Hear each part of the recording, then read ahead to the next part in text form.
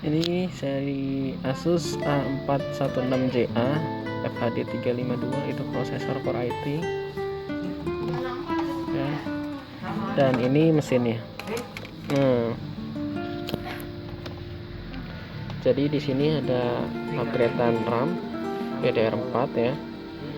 Jadi yang 4 GB bawaan itu onboard, dan ini menyediakan slot kosong lagi untuk upgrade.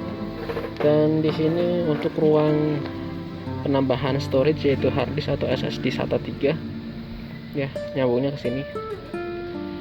Nanti dapat soket HDD kit. Nah, udah di dalam dus laptopnya.